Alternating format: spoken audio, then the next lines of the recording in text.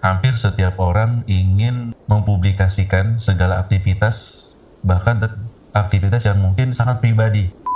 Ketika aurat banyak terumbar, maka itu juga mengundang orang-orang yang di dalam hatinya ada penyakit. فاستبقوا الخيرات.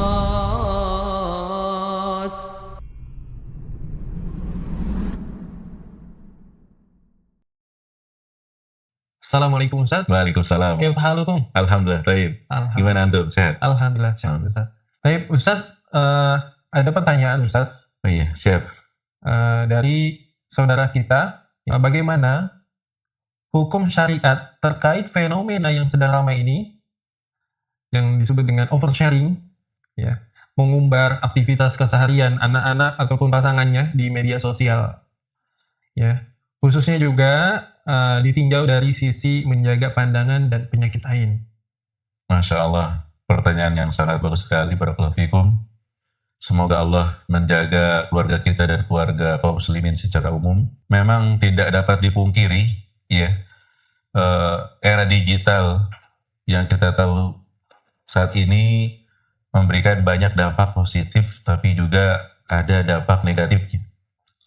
Jadi di antaranya adalah hampir setiap orang ingin, ya, mempublikasikan segala aktivitas, bahkan aktivitas yang mungkin sangat pribadi.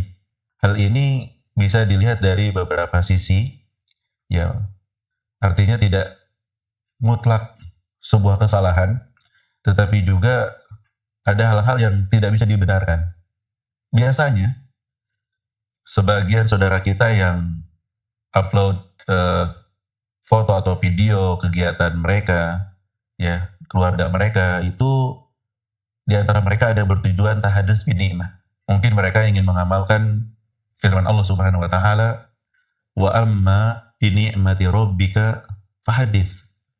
Dan adapun, ya, terhadap nikmat Rabbmu maka, ya, ceritakanlah.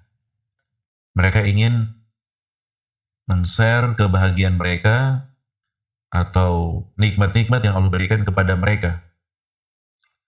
Nah, yang seperti ini juga mungkin ada niat seperti itu, ya. Namun ada juga di antara mereka yang niatnya itu memang ingin pamer, atau yang kita kenal dengan flexing gitu. Flexing, betul Ustaz.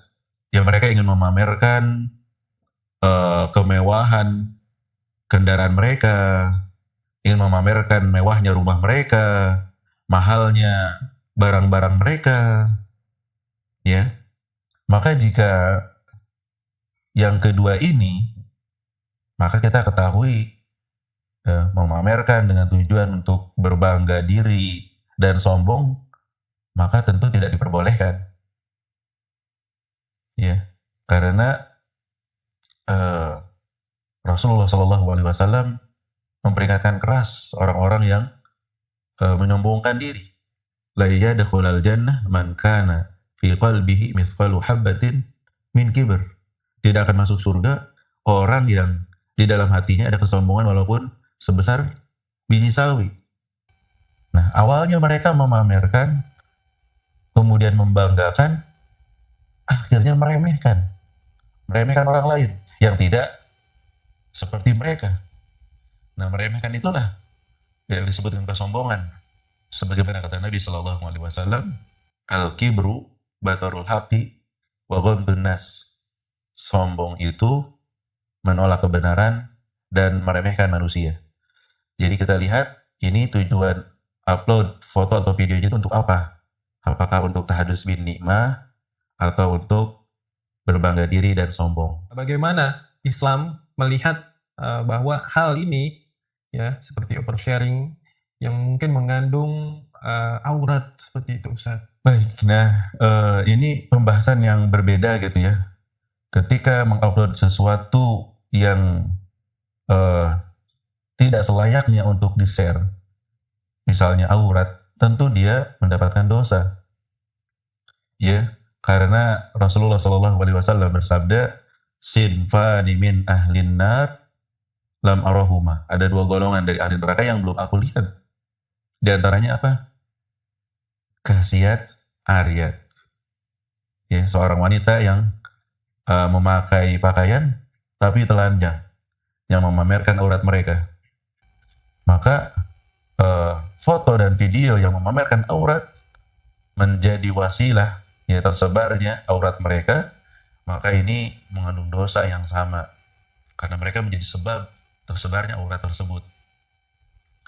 Kemudian ketika aurat banyak terumbar, maka itu juga mengundang orang-orang yang di dalam hatinya ada penyakit, mereka yang memiliki obsesi kepada wanita, bahkan memiliki kecenderungan seksual yang menyimpang, ya, itu sering menjadi target para predator tersebut. Apalagi kalau yang di-upload itu anak-anak, ya. Tidak semua orang itu lurus orientasi seksualnya. Ada di antara mereka ada pedofil yang mengincar anak-anak, bukan hanya anak-anak wanita, bahkan anak laki-laki pun.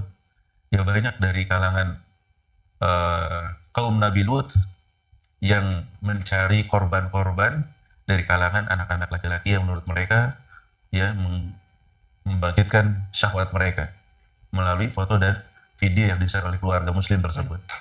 Mungkin terakhir Ustadz, pertanyaannya, bagaimana solusi untuk yang mungkin orang-orang yang berkeinginan memberikan dan mengupload segala aktivitas-aktivitas kesehariannya ini untuk menjadi yang sesuai dengan tuntunan sunnah? Baik, yang pertama mungkin kita bisa membuat akun privat ya.